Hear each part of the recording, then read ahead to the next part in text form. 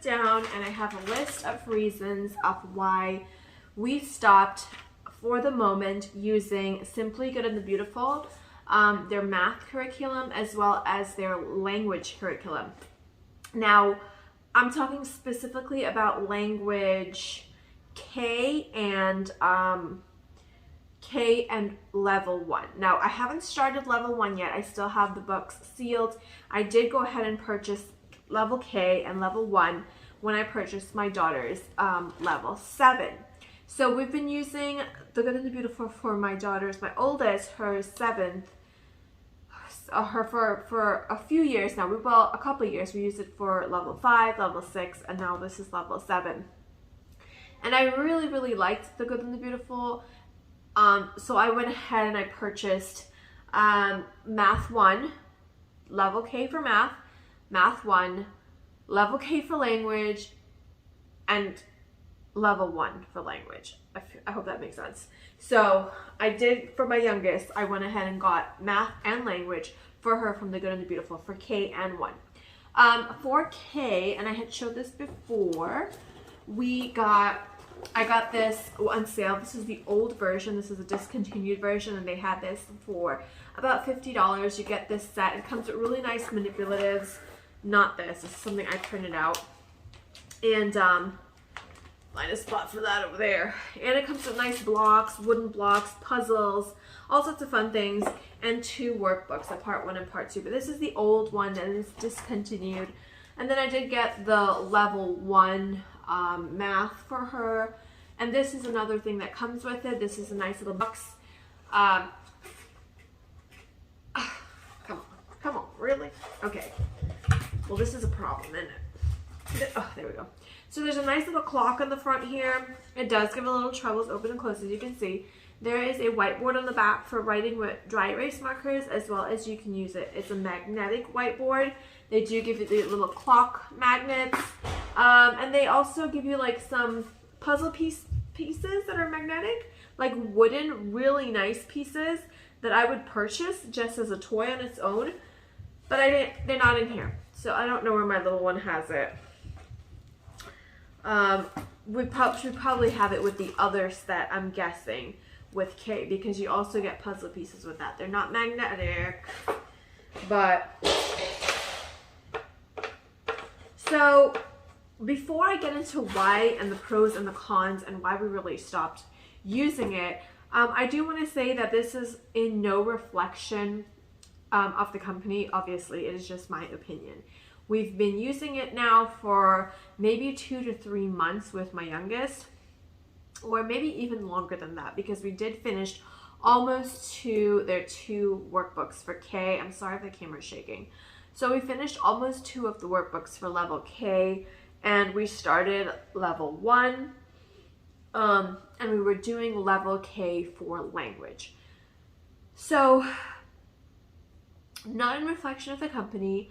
I really like the company. I think, you know, I've talked about it before. This is not in specifically like, oh, well, the author believes something, so I'm not going to use their curriculum. That's not necessarily true. I'm just going to share my opinion on what I did not like about this specific Math 1 and level K. And I did not do level 1 for the language. I haven't even opened up those books. But again, from what I feel, I just don't like it. From the level K language, I did not like it. And so I'm not going to go ahead and try level 1 right now. I got some other stuff, and I'll share with you what we decided to use instead.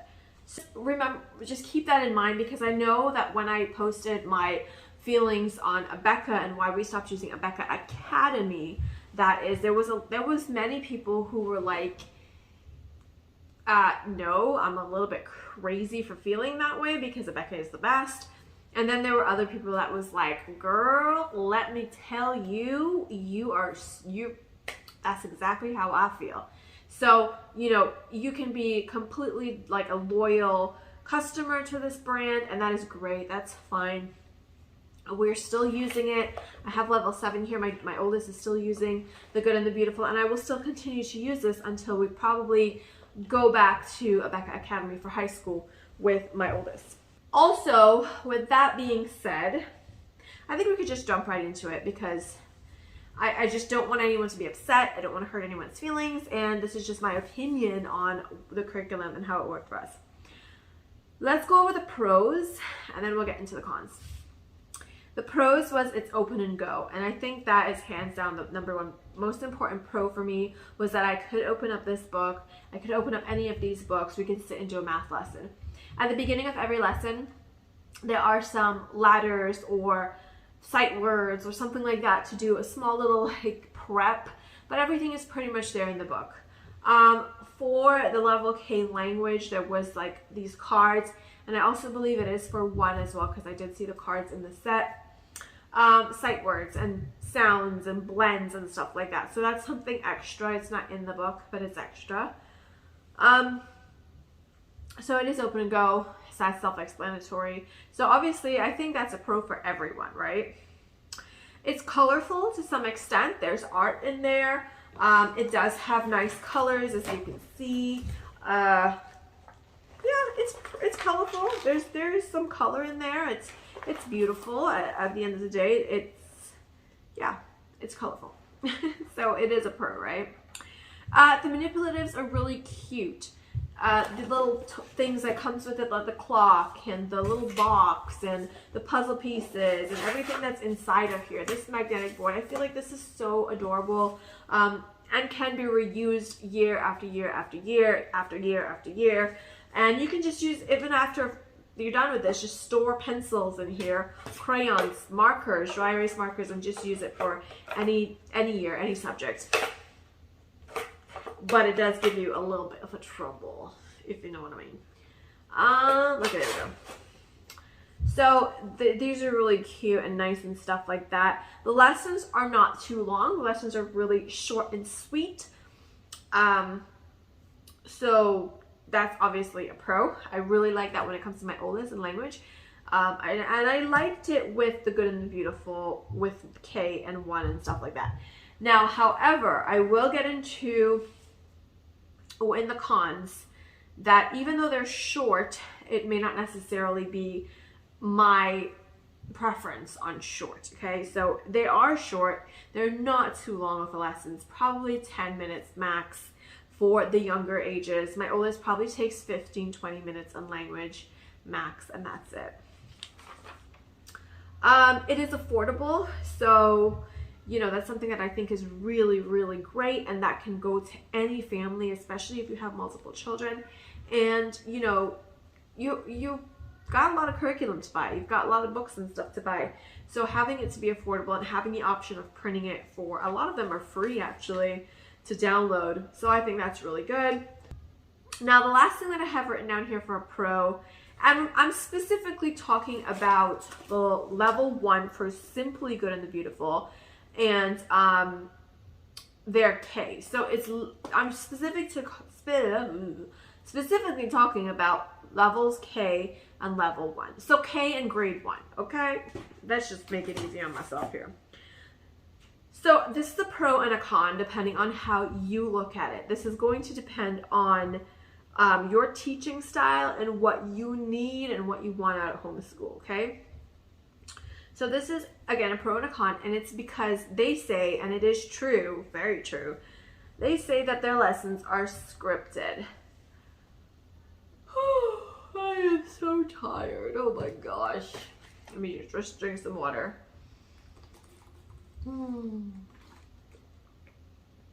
So they say that their lessons are scripted. And it is. So again, this is a pro. If you're now starting off homeschooling, if you're now like dipping your toes in homeschooling and whatever. We've been homeschooling since my daughter was like in pre-K, and she is now in 7th grade. So that's been many, many, many years. I don't want my lessons to be scripted. I really don't. I will insert some clips. I sold my level K for their language, and I shipped that out. But I did take some clips out of the book. That's why I don't have it here in front of me. But I don't want my lessons to be scripted. I don't want when I'm teaching my daughter. I don't want it. It's literally read to the child. Read to the child this, and there'll be a paragraph for you to read. Read to the child this. It is way too teacher intensive for me. Like, I cannot. My daughter gets so bored. I get so bored. I can't. I just can't. If I want to read a book with her, if I want to sit down and really read a book with her, I'll do that. And I'll be funny and we'll have fun with it. But when it comes down to a lesson, I don't like that. Now, that may be completely the opposite for you or for anyone else who actually wants that help. I personally, I don't want that help. And I think that if you are a parent, if you're raising a child, you're fine. You're going to be fine. You don't actually need something to script and tell you what to say to your child if you're teaching them a lesson, especially in K and 1. Now, I know it can be intimidating. I know, and I feel like that's like they're at, right? Homeschooling can be intimidating. So it's scripted to help you. But you're going to be fine. You're raising these children. I'm pretty sure you know what to tell them. But that's beside the point. It is a pro, especially if this is like a first-time homeschooling thing for you and you're just now getting, again, like you're now getting into homeschooling. You might want a little bit of help in those areas. I personally don't want help. I don't like anyone telling me what I need to say. Sounds kind of weird, right? But especially when it comes to my children. And I just kind of zoned out because of that. And my daughter zoned out. Not because I zoned out. I will take responsibility. And I said this in my Abeka video as well. Like, when it came to cursive, I was very much like, I don't think you should be doing cursive this young. She caught on to that and she cried and struggled a lot with cursive. And I can accept that responsibility. But this, she was bored before I was bored. And let's move on to the cons now, because that's the number one con I have here, is it's kind of boring, right? It's a little bit boring. It's a little bit mundane, and just read to the child this, have the child do this, read to the child this, have the child do this. And I just felt like that was just boring. My daughter lost interest almost immediately. She dreaded sitting down and doing these workbooks. She really did not like it. It was a struggle. Now, my youngest, this is mostly for my youngest here. Again, K and 1. She's very young, right? I do not do school with her every day. We do school probably 2 days a week, and it's probably about 10 to 15 minutes a time. Because she's young, you know, you learn through play, you learn through, we can, you know, be singing a song, and let's sing the ABCs, let's do numbers, let's talk about blends, let's do all these different things. We're incorporating school throughout the day. So there's no real need for us to sit for a long period of time and do a lesson. However, in that 10-15 minutes we would sit down, she despised it. She really, and then because of that, I was just like, ugh. I did not like it at all. Like, I just did not want to sit and do this lesson with her because she didn't want to sit and do the lesson. It was with math, and it was especially with language, especially with the K language. She hated it. She couldn't stand it. She was so bored. I'm not even kidding you. Some of the things were like, we're going to read a story, and there are some red words. And as you're reading, you're pointing, and the child will have to say the words in red, and they're sight words like off and him, or the, or he, or she.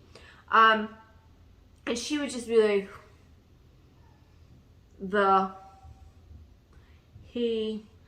She had no interest in it whatsoever. The pages were not super colorful in the language. There might have been an art page here and there, but it was not something that caught her attention and kept her attention. Now, another thing with the language, since we're speaking about the language right now, and I'll insert some clips because I did take some before I shipped off the books. On lesson 15, I believe it was, from when I took the video off, they wanted her to read a mini book. So I'm guessing maybe about lesson 10 or so was the first mini book. They give you mini books and stuff. Now, let's just say a 5-year-old is starting kindergarten.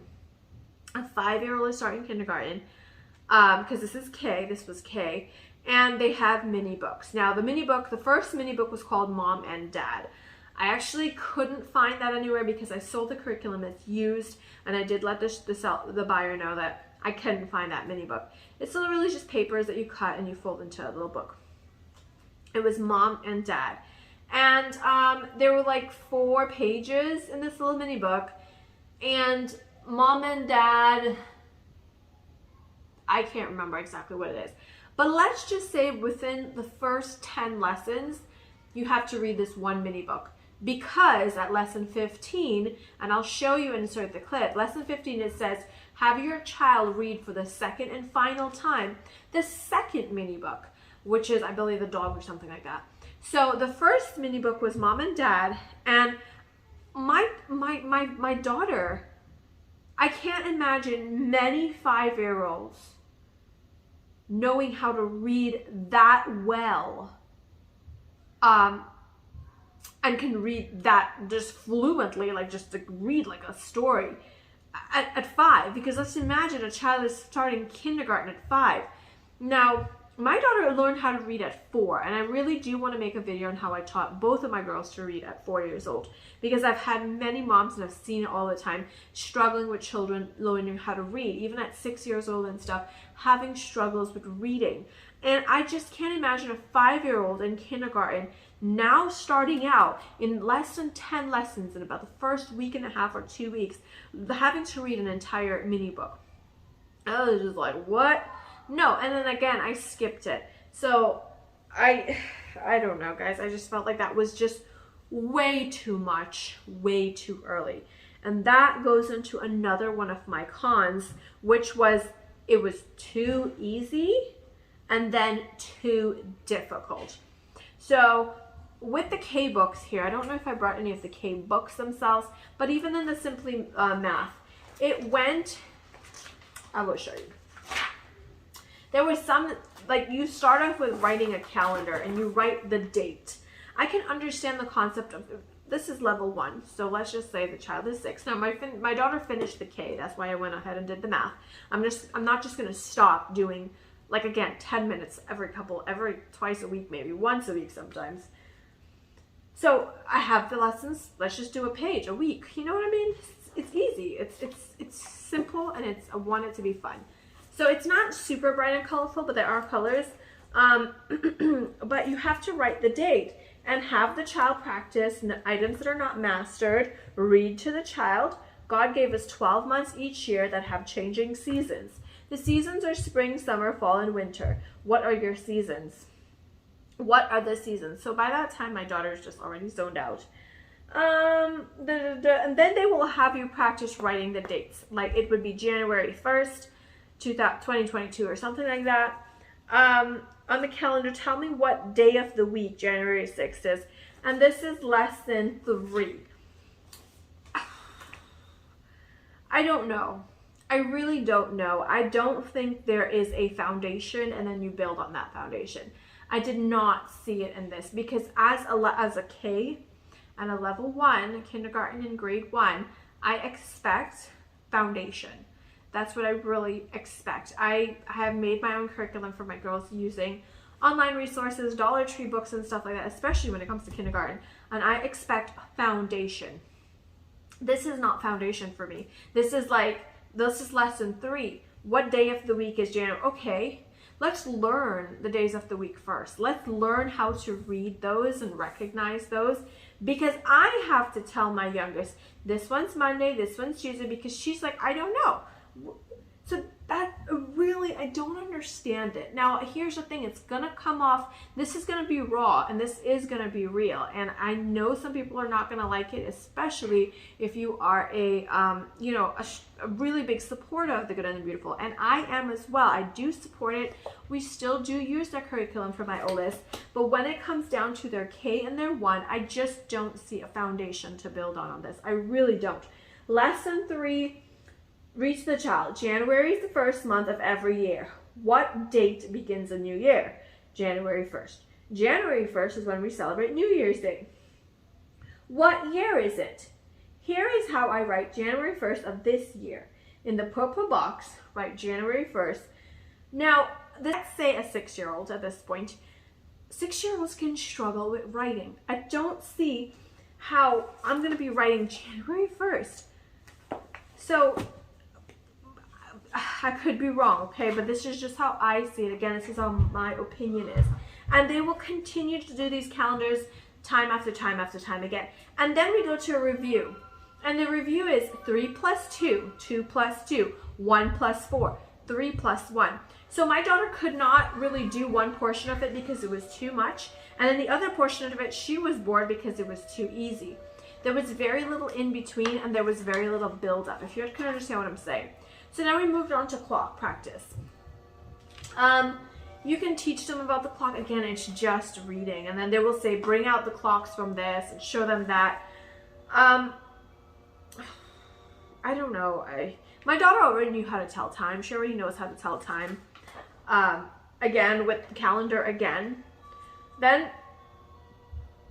place value. This is place value is something I believe they started in K as well. We did that in the books.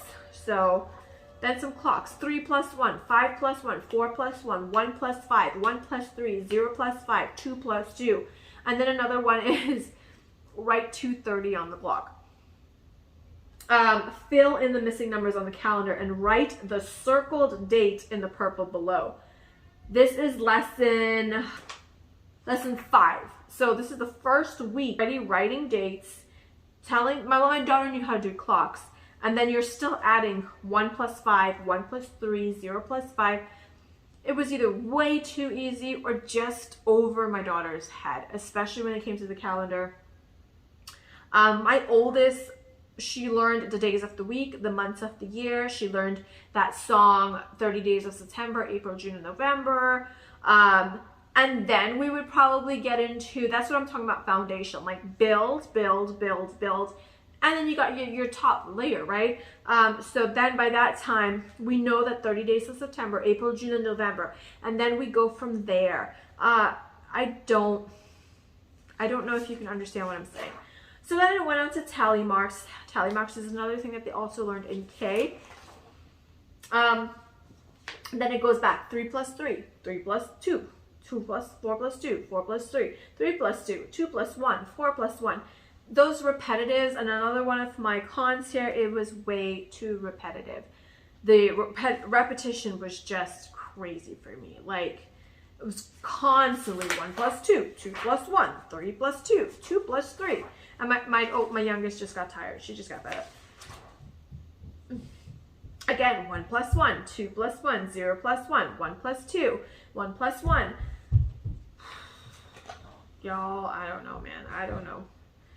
2 plus 3, 7 plus 1, 4 plus 2, 6 plus 1. I don't know. I don't know. Then we went to greater than and less than. And this is lesson 13. Greater than and less than on lesson 13.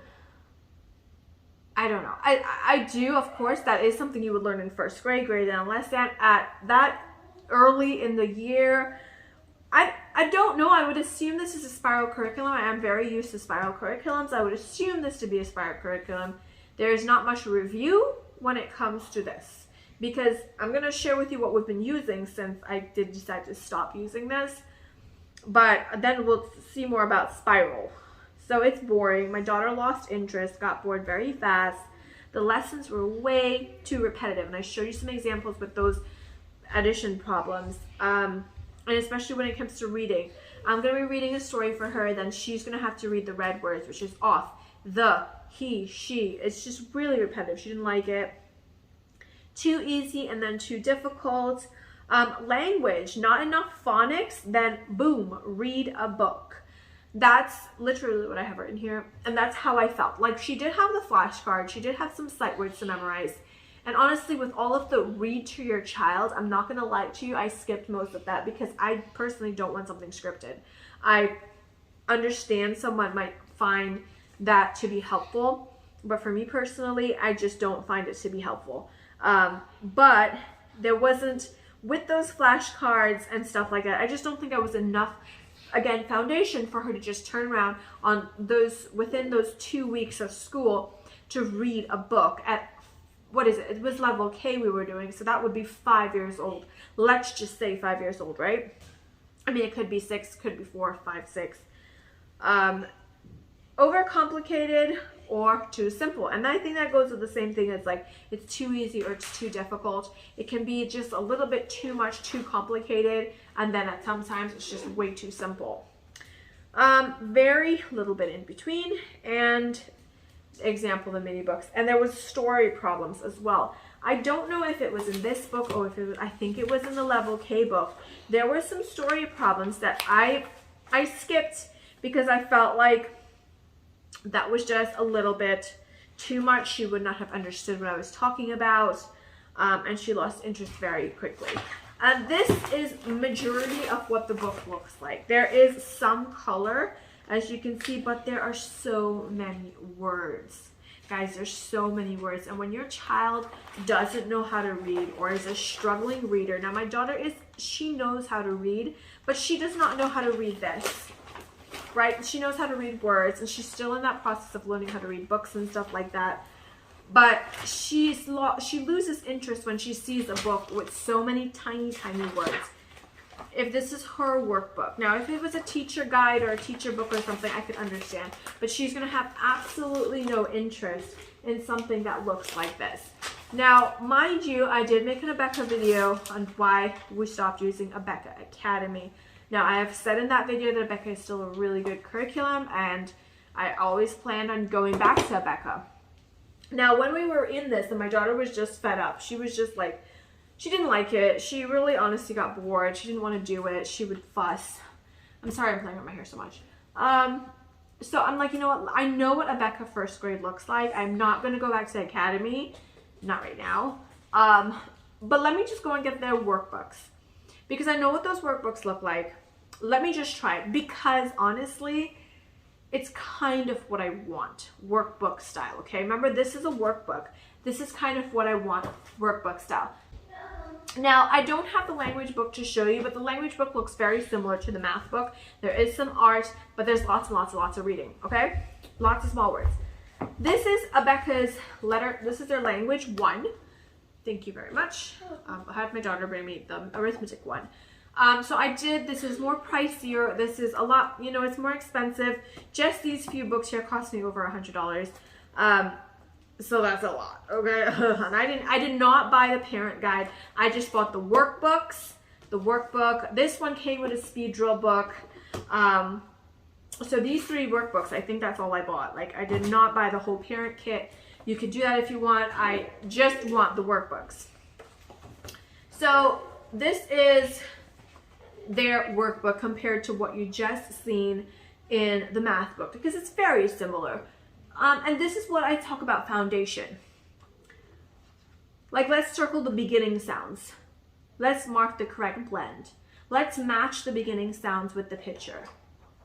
Let's coloring the bananas with, or circle the ones with the vowels. Let's match the picture to the vowel. Mark the circle under the vowel that is in its picture name. Circle the pictures that begin with the vowel sound. Do a little bit of coloring. Now, of course, this is a spiral curriculum, so it starts off really simple. But my daughter actually said the words to me, I really like this. I really like this book, which is crazy because it's Abeka, and you know how I feel about Abeka. Mostly Abeka Academy, not really Abeka so much. On each vowel, and match the picture with the vowel sound. So, very, very colorful. And it's basic. It's straight to the point. It's what I want. Something, let's just get, you know what to do. You've been taught, and this is just practice. Practice what you've been learned, and it's building foundation. The Good and the Beautiful just really lacked that for me. And now this is the arithmetic. So I did show you the Good and the Beautiful math. This is the arithmetic here. The first page is literally like color a picture. Very, very easy because it is a spiral. It starts off easy in every single grade, and then it gets harder. So color the correct number of blocks, continue the pattern. Let's write some numbers. How many animals? Count the number of animals and circle it. This is grade 1, by the way. So we just got up to this lesson 3, I think. I don't know. We'll see. Lesson 4. But you can see the difference in it. This is literally just a workbook with practice of what you've been learned. Now, of course, they do have teacher books, and they have lesson guides and stuff for teachers like that. I just bought the workbooks because this is first grade, and I can teach just on my own. I don't actually need, you know, the teacher's guide, or even, I did not even buy the answer book or anything like that, because it is first grade. But you can see the difference within the the books there and stuff like that. That's what I have for the Good and the Beautiful. We are still going to use the Good and the Beautiful for my oldest. This is level 7. We have done level 5, level 6, and we are on level 7 with their language. And I really like it. Now, I do like some of the repetitiveness. I think that's what makes practice, and it's what we need is that repetition. But too much of it constantly can just kind of bore somebody, and they won't learn if they're zoned out and they're bored. You know, they're not going to take in any of that information. This is a spelling and poetry one. I didn't feel like I did not really get into the language. We stopped at lesson 23, and we took about maybe 2-3 months to do that. So that just goes to show we don't do school very often with my youngest. She's very young, she likes to play, but she's very intelligent, and she likes to do school, especially. My memory got finished on that, so I'm not even sure where I left off, because I was sitting here still talking as my camera just went off. But regardless, I still really do like the Good and the Beautiful. I really don't. I do appreciate, you know, everyone's and respects everyone's opinion. We are still using the Good and Beautiful for my oldest, as I said. However, there was not much foundation to be built on for my youngest, and I think that is a very, very important step, especially at a young age, is foundation. I know I've said some stuff about Abeka, okay? Can you believe it? Can you believe it? Because I can't. But I'm not doing Abeka Academy or anything like that. We're just doing the workbooks. This is just for this year. Next year we will have to see where we go from there. Maybe I will continue with Abeka worksheets until maybe we get a little bit older in language, because I still do like the Good and the Beautiful language. But again, this is foundational years. These are years where we have to build on those, you know, stepping stones, right? We have to do that. So please, I would appreciate, you know, your comments, your thoughts on the Good and the Beautiful. I know there are some people who love it, and I do like it. And there's some people who don't like it. I don't feel like I don't like it. I just feel like it's not enough at all for either one, because I did not even feel like the language was good enough. Because if you've seen in my last video, we did get Abeka spelling for my oldest as well. We don't do it how Abeka does it. We do it our own way by using. Now, normally Abeka will do one list every week. We do one list in 2 weeks, and we split it up that way, so she can actually learn instead of just cramming. So I'm gonna have to get a thumbnail now for this video, but I hope that it helps somebody. And I just have to be real. I have to be honest about it. And I hope I didn't hurt anyone's feelings or was offensive to anyone when it comes to this curriculum. But my list fell down, and I'm not about to go get it. So I hope that it's helpful. And again, it's nothing against the curriculum. Most definitely nothing against the author or anything like that. But to me, it's not enough, unfortunately. What are y'all thoughts? Have you tried the Good and the Beautiful? Have you enjoyed it? I mean, I'm talking about level 1s and K and stuff and like that. What are your thoughts on it? What are your thoughts? Let me know down below.